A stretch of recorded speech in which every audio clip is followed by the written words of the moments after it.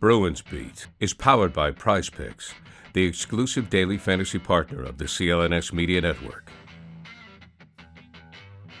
And welcome into the Bruins Beat, presented by Prize Picks. I am Evan Marinofsky, alongside the great Jonny Lazarus. Johnny, what is up? Happy to be here, Evan. Not sure I was ever qualified enough in college to get an interview from you, so I'm happy that I've been able to, post-college career, earn the right to talk to you, so I appreciate it. Oh, yeah, okay. I mean, I think you left. So for those who don't know, Johnny played UMass, then played at Mercyhurst, now doing a number of things with the NHL, Daily Face-Off, Morning Cup of Hockey. You can watch and listen to that every weekday morning. So you were at UMass right before me. I think I came in 2017. I think you. Okay. When was your last year at UMass? I was there 2016, 17, and 17, 18. Okay, so I didn't start covering the team until 2019-20 because there was fair enough. There was like a backlog of people at the Collegian who were older who got to cover the team before me. So I 17-18 I didn't, but I remember going to those games in 17-18 when you guys had that series against Vermont, which was great. But yes, two UMass guys. There's always BU people on these shows, so it's good to get the UMass taste in here. Frozen 4, we're recording this. I know this isn't a college podcast. You listeners are going to have to sit through us talking college for a second. We're recording between the semifinals and the championship of the Frozen 4. BC and Denver, are you surprised by this championship? Not at all. And also, just like full transparency, I was covering the Ranger Flower game last night, so I couldn't really watch fully the two games. Okay. I had it on my screen like during. I watched the overtime between Denver and BU, but that was like the most I probably watched. But I think, most people have talked about it and covered it pretty well. Like, it wouldn't have surprised anyone to see any matchup, I think, in the final. I'd say the biggest upset would have been like a Michigan over BC, but Michigan's still a really strong team, so it wouldn't have been like that surprising. But BC, I mean, what can you say about those kids, man? Like, the big guns show up in the semifinal, and they're probably going to show up in the final again. Denver's a tough team to play against, but, I mean, BC is probably the best college team I've ever seen play. So, yes, at least old enough to remember. But I would be surprised if Denver beats them. But at the same time, Denver's done nothing but win over the past 10 years. So it wouldn't really be that big of a shock, right? Like, these are really good programs going at it. I think it's BC's year. You hit the nail on the head with best college team I've seen. We're similar ages. I've never seen a college team like that ever. I mean, to have no holes, good defensively, elite goaltending and Fowler. He gets slept on too because of all the star-studded offense. He does, and it's funny because I think people who drop in and kind of just watch a BC game are like, oh wait, like who's that in net? And he's just nasty. And it's funny because like last year with Youngstown in the USHL, he carried them to the Clark Cup. So it's no surprise that he's doing the same thing this year. But again, you can't not talk about Will Smith, Ryan Leonard, Gabe Perreault, Cutter Gauthier. I mean, they're just so many dynamic guys up front that really, when they just feel like it, can just turn it on and go. I had a youth hockey teammate of Will Smith's text me last night on that goal he scored from the corner. And they were like, we used to call that the Will Smith because he'd just shoot from anywhere and it would find a way in the net. And it's funny that he's just doing, he's dominating right now. And I'm with you. I think Denver's a hard team to play against. I had Denver and BC as the national championship. Oh, you did? I did. I was one of the only guys around here who didn't have the BUBC thing. Snaps. I know you got to find the back for that. I don't get. You know what's funny though? This is stupid of me. I didn't bet it. I didn't bet it. I don't take my own. That's what always happens. It's exactly what happens. If I bet Denver, BU would have won. But I go back to Denver's a hard team to play against. They played our guys extremely tough, but hey, UMass played pretty damn. I'll never stop saying that. UMass played a great game in that game. But so I have BC. I assume you have BC as well for the championship. So should be good either way. We do a lot of Bruins talk on this podcast. We every week, many times. And I want to get an outsider's take on the Bruins, and I want to talk the rest of the league because when the playoffs start, people's attention gets bigger. You start to see the other teams, who the Bruins might play, who your Rangers might play. What's your take on the Bruins? I Like, mean, what do I've you actually see them as? so there's a lot of different avenues we can go down here. Let's go down them. Well, people are saying, are the Bruins frauds? And I say, because they're good doesn't put them in the fraud category. Like, there are good teams that, to me, play a little bit above what they're supposed to do. And if you look at the Bruins roster, they've done that. But based on what their roster is, I don't think they're eligible to be frauds. Like, these aren't guys who are, it's not like a star-studded lineup like Colorado or, maybe like the Rangers. I'm trying to think, the Leafs, like those teams that are built with such star-studded talent. Those are the teams that you can call frauds. The teams that are probably supposed to be the best teams in the league that might have some holes that are overshadowed by all their skill or their ability to win. I think Boston, because of their goaltending in Swayman and Ullmark, those two have lifted this team up a ton, as well as a guy like David Pastrnak, who I think should be considered more for the Hart Trophy. We talk about the most valuable player to your team. The last time I looked, Pastrnak had 105 points or something like that. Yeah, I don't know. He's He's top at right 5, now. I think, or top 6 or Pasta 7. Pasta has 107, and Brad Marchand has 66. Like, you're telling me that's not MVP worthy? A guy who has north of 100 points and the guy next on his team isn't even at a point a game. Like, that's pretty goddamn impressive, especially when you talk about a team or a player like Kucherov and McKinnon and what those two guys have done. But they have other guys in the 100-point range, a guy who scored 40 goals and Steven Stamkos, who's bound to get it. And I think there's so much to be said about uplifting your team, and that's what Pastrnak has done. That's what Ullmark and Swayman have done. And I was actually on the Empty Netters show yesterday talking about what the Bruins should do in the playoffs. And we were discussing on if you lean on one guy to carry you to a Stanley Cup, or if you do what's gotten you to this point and rotate the goalies like you've done all year, which is what made you successful this year. And I say, and it's probably going to be a difficult conversation, but I say you start Swayman game 1, you start Ullmark game 2, no matter what, and then kind of just go from there and do what's gotten you to this point. But you might have a different perspective on that. No, I don't actually. I agree with you, and I think a lot of people in this area, especially after what happened last year with that Panthers series, where they tried to ride Ullmark, and then the wheels started to fall off around Game 5. I think a lot of people have come around to the idea of, wait a minute, that's what's gotten them to this point.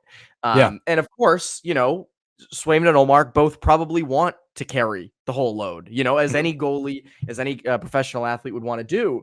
But I think at the same time, Linus Ullmark won a Vezina last year in part because they split games. I mean, Jeremy Swayman's had I know he's struggled of late, but he's had a really solid year because they split games. They're not, it's not the typical goalie workload. And for a long time, I know, the Bruins did it with Rask and Halak for a while, where they're, it wasn't a rotation, but Halak played a lot more and took the load off Rask. And I think now you sort of have the best of both worlds, where you couldn't really use Halak in the playoffs, but you can use both of these guys. And I think the more I see this, I mean, the Bruins' biggest strength by far is their goaltending. You nailed it with the closest after Pastrnak is Marchand with 67 points.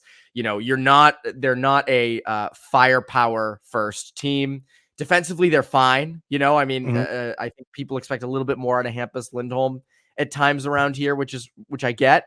And you're sort of still figuring out what's going to be your third pairing, but goaltending is that's what's gotten you here. And I think I completely agree with you. I think you rotate them, whether that's Swayman for games 1 and 2, and then you go to Ullmark in games 3 and 4, or what you said, where you just rotate them game 1, game 2, game 3, game 4. Like, I'm fine with that. You have that. It's probably the last year you're going to have this rotation. Why would you not do it? So I agree with you there. The fraud conversation is interesting because I remember earlier this year when I had Felger on, the great Michael Felger, we kind of got into this of, are they as good as their record is? And in the first half of the year, I kept being like, no, they're not as good as the record is. They're just, overperforming. And then they started to fall back to earth right before Christmas. Then they got really hot after Christmas. And then after the All-Star break, they sort of were struggling a bit. And now they've sort of found their way again. And I don't put them as frauds, but I think like, and I've talked about this with Connor and Hags. It's very much get to the second round. If you can get to the second round of the playoffs, I think I'm okay with that. Like considering you lost Bergeron, Krejci, Bertuzzi, Orlov, you lost all these pieces. It's a transitional year. I'm okay with that. Am I wrong to think that? I mean, what's the national perspective on this? No, I just think the word, you got to be careful with the word fraud. Like, last year I think about the Rangers team, and when you have Kane, Tarasenko, Panarin, Fox, Sturkin, Kreider, Banjed, and you don't really have a lot of 5-on-5 success and all that stuff, I think that's where, the word fraud comes into play. Agreed. But if you're telling me a team that has a top 2 centers of Pavel Zacha and Charlie Coyle, and you can call them frauds, I don't think that's what the word really means. I think a fraud is someone who pretends to be this big thing when they're really not. Yes. When Boston isn't necessarily like pretending, they're just playing really well as a team. And I think, another team you can argue about like being in the playoff picture was the Philadelphia Flyers. Like, I don't think anyone would have called them frauds. No. Oh my God. They're like the opposite of the word, right? Like I don't know what that word would be, but it's I don't either. Yeah. Like, I don't know what that word would be off the top of my head, but like, you look at teams, the typical fraud team right now, I feel like is Toronto. It's just the easiest team to pick because they have so many all-stars. They have such incredible talent, yet they can't put it together. And that's why I think every year they're the easiest team to call that word. But, I think just Boston, if they get to the second round, goaltending, is a big factor in team success. If Bobrovsky doesn't play the way he plays last year, who knows if Florida's even getting where they got. So, I think every team's different. Like 2 years ago, we saw Colorado get to the Cup final with, subpar goaltending, but they had just an unbelievable offensive, juggernaut and then a great blue line. And then I think every team's built differently. But with Boston, I think, the East is as wide open as it could be. It is. I want to get into the East. I also, I agree with you. The Bruins are not frauds. The Flyers are not frauds. Maple Leafs, frauds. A little bit fraudy. Before we get to that, quick word from our friends over at Factor Meals. I want to tell you about our friends over at Factor Meals. Eat stress-free this spring with Factor's delicious, ready-to-eat meals. Every fresh, never frozen meal is chef-crafted, dietitian approved, and ready to eat in just 2 minutes. Choose from a weekly menu of 35 options, including popular options like Calorie Smart, Keto, Protein Plus, or Vegan and Veggie. Also, discover more than 60 add-ons every week, like breakfast, on-the-go lunch, snacks and beverages to help you stay fueled and feel good all day long. What are you waiting for? Get started today and fuel up your springtime goals. Get chef-prepared meals on the table in 2 minutes with Factor's ready-to-eat meals so you can get back to doing what you love this spring. Looking for gourmet meals? Try meals that feature premium ingredients like filet mignon, shrimp, truffle butter, broccolini, and asparagus. And we're celebrating Earth Day all month long. Look out for the Earth Month Eats badge on the menu for our lowest carbon footprint meals. So head to factormeals.com/Bruins50 and use code Bruins50 to get 50% off your first box plus 20% off your next box. That's code Bruins50 at factormeals.com/Bruins50 to get 50% off your first box plus 20% off your next box while your subscription is active. Now, back to the show. So you hit on a really interesting point before we went to Factor Meals there. The East is open. The East is wide open. And for weeks now, it feels like that second spot for the wild card, it's like teams just don't want it. Teams are just handing it off. Just no one's taking shape of it right now. Obviously, Pittsburgh and the Islanders have sort of kind of risen to the top. Teams like Washington, Philadelphia have kind of gone back down to earth a bit. In your eyes, who are the teams in the East? And you can put the Rangers in this category because I'm curious what you think of the Rangers. Who are the scariest teams? I think right now, honestly, it's Tampa. I think they're one for me, which is crazy because, the Rangers, Canes, Bruins, Leafs, Panthers, those teams have been at the top all year long. But It's about getting hot at the right time. Tampa has done that. They've been, one of the best, if not the best team in the NHL for the last, 6 weeks. And, Kucherov's playing the way he is. Stamkos, again, like I said before, like a 40-goal scorer, essentially. Braden Point, around a 50-goal scorer. Hedman's quietly over a point a game. Duclair has been incredible since they got him at the deadline. Sergachev is skating again, so if they get past the first round, maybe he comes back in. I don't know. And Vasilevsky is Andre Vasilevsky. I mean, Tampa is the team, they've basically been for the last 5 years for the most part. So, I feel like we're always sleeping on them. I do think the Rangers are scary, but I also think they have a lot of flaws, which get overlooked by how many wins they have. These last 2 games, it's obviously easier to feel negative about them because they haven't scored a 5-on-5 goal in 2 straight games. They come out very flat in the first period against the Islanders. They dominate, and the power play gets them back in it. Last night against Philly, only one line, the Trocheck line with Panarin and Lafreniere generates. And I think, the Rangers at 5-on-5, if it's not Trocheck's line, there's a lot of concern. And then defending against the rush, I mean, the Flyers score 4 goals off the rush last night, a team that got smacked 9-3 against the Canadiens like 2 nights before. There's just little things right now about the Rangers games that are a little concerning because you want to be at your best, feeling good going into the playoffs. And right now it's just a little bit, not iffy, but not all there like we've seen it this year. So, and then Carolina, I think, same thing as always, right? Like they have probably the best structure in the NHL, really good coaching. The goaltending has been great. And then you throw in Jake Gensel and Evgeny Kuznetsov. So, those are probably the 3 teams I would say are the scariest: Tampa, the Rangers, and Carolina. No discredit to Boston, Florida, Toronto, but like, I don't know. I just think those 3 teams are a little bit, I guess, have a little bit of an edge. When I was thinking about this show, I was looking at the Atlantic and the Metro, and the Atlantic has kind of been wrapped up for a while. Those top 3 seeds in Boston, Florida, and Toronto, and I look at all 3, and again, I guess it's maybe because I know the Bruins well. At least I like to think I know the Bruins well. Yeah, and I get the thing. You nitpick and you poke holes in, and it's like when you're scouting, right? And you see someone a lot. You know every flaw. You know every positive, and sometimes I think that impacts us around Boston's ability to judge the Bruins at times. But I agree with you. I wouldn't put the Bruins in the same category as Carolina or the Rangers. Tampa's an interesting case because I agree with you. They're really hot. They are hot. They have it going on. They scare me 100%. Right now, the Bruins would play Tampa if the playoffs started today, and that's most likely what's going to happen. But I think it's the way the conference, the 1 through 8, I think Boston would still at 3 would still play Tampa at 6. So you can't complain about the format at this point. I think, yeah. Because Carolina has the tiebreaker with Boston. At least they did a couple days ago. I have a tough time, though. This is where I guess my Bruins glasses come on.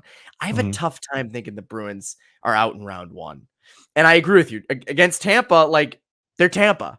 Vasilevsky is steaming right now, 100%. But I just have a tough time thinking the Bruins can't find a way past that. Bruins have had some success against the Lightning in the regular season. And I know Tampa got bounced last year in the first round. That's the other thing, is they lost to Toronto last year.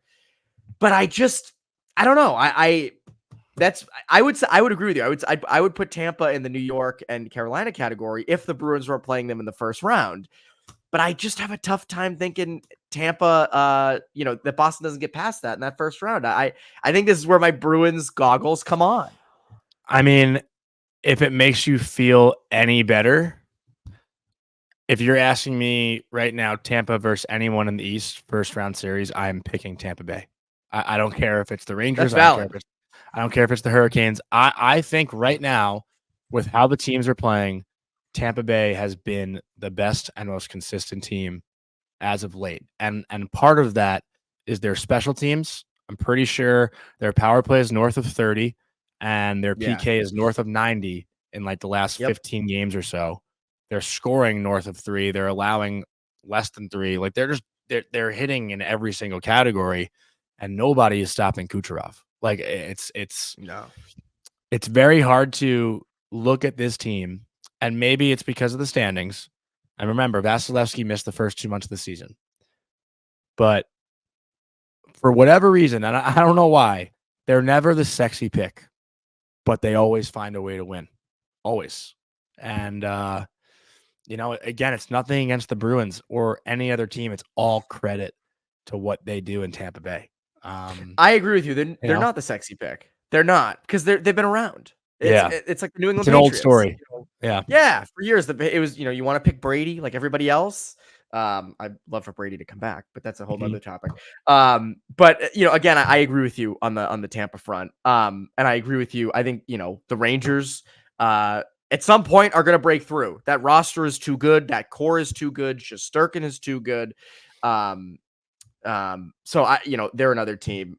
Before we get to the West, quick break in the action to tell you about my good friends over at Prize Picks. Prize Picks has something for every sports fan, from basketball and hockey to League of Legends and everything in between. You can pick LeBron, Caitlin Clark, Connor McDavid, and Jude Bellingham, all in the same entry. Prize Picks is the best way to get action on sports in more than 30 states across the country, including California, Texas, and Georgia.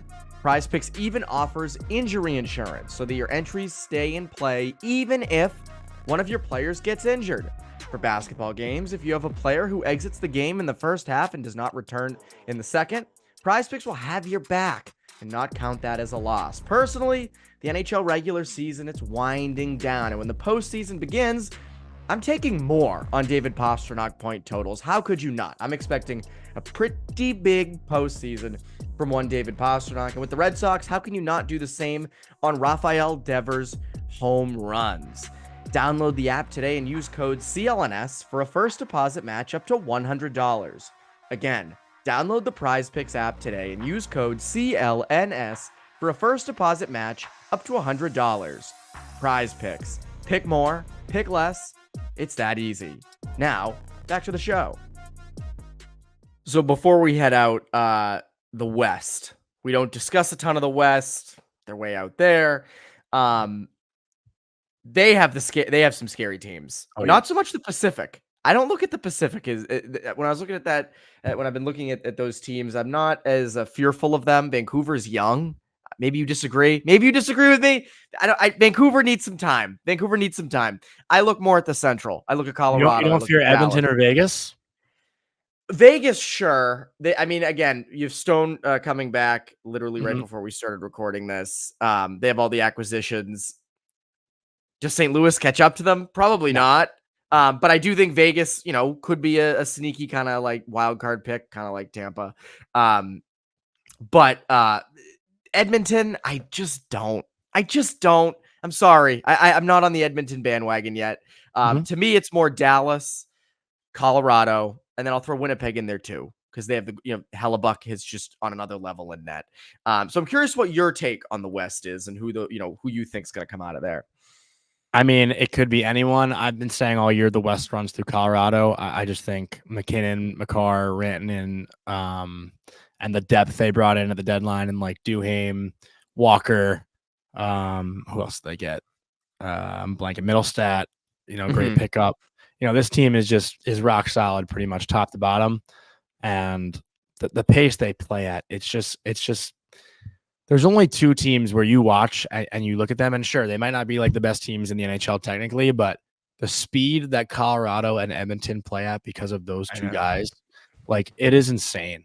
And even on the back end, like, their blue line is so strong too. But, it wouldn't surprise me if Dallas comes out. Obviously, Dallas is very strong top to bottom as well. Not many holes there. And Ottinger can turn it on and easily be the best goalie in the NHL.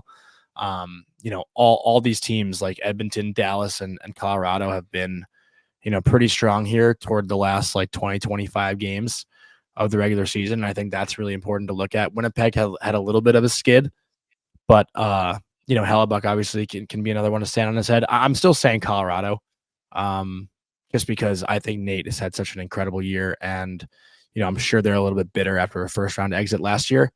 It's just Georgiev's the biggest question mark, but that team in front of him is just unbelievable, and they're so fun to watch. So I would like to see Colorado get to the Cup final again.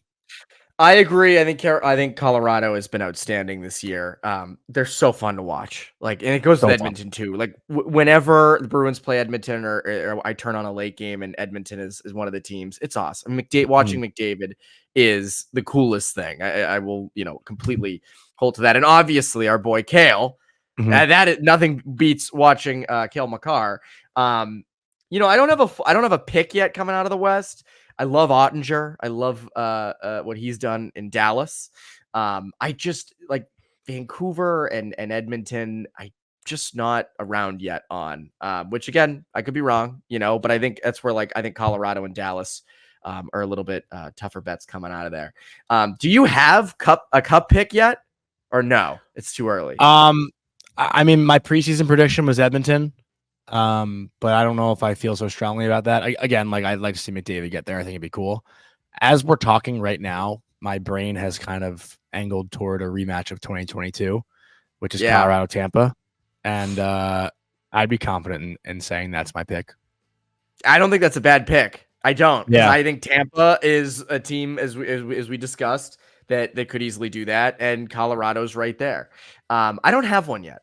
Which is no fun. You're not going to have one until you have to. Yeah, that's exactly until it, right? Like matchups, it'll be a little bit harder. Yeah, when I get put on the spot, I don't have one yet. I know this: Boston's not going to be in mine. The Bruins are not going to be in the Stanley Cup pick. I'm sorry, guys. I'm sorry, but they're winning the first round.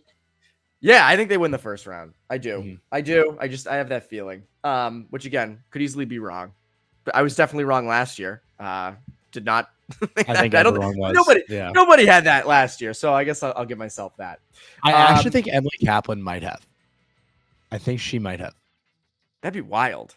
Yeah, I remember seeing one. one name at ESPN have Panthers in 7. Because I know, what's funny is I remember seeing a lot of the national people not pick, or some didn't pick the Bruins to win the cup, and I'm like, what idiots! It's so obvious. And then, I mean, I get it now. We saw what ended up happening. But anyways, Johnny, what can the people look forward to from you? You're doing a lot of different things, a lot of good stuff. What Thank you. I'll plug the Morning Cup of Hockey show every Monday through Thursday, 9 to 10 a.m. on the Daily Faceoff YouTube channel. We have a lot of different guests come on, and we'll probably be talking a lot of playoff previews this coming week, obviously. But it's Colby Cohen and I, a Boston University legend, had the overtime winning goal in the national championship. I'm not going to give him any more credit than that. But yeah, we have a really fun time, different kinds of guests. And I'd say just tune into that. We have a live chat so people can chime in, ask questions. And it's a good, fun little communal show that we got going on. It's a good show and it's good fun. And you're doing great work this year, Johnny. Thank you, Evan. Appreciate it. Thank you for joining. This has been great. We'll have to have you on again. Hey, if it's Bruins Rangers in the conference final, that'll be great. I would love that. Great for both of us. It would be a lot of fun. But anyways, that's been this week's episode of Bruins Beat, presented by Prize Picks. I'm Evan Marinofsky, Bruins Beat listeners. Have a great rest of your week.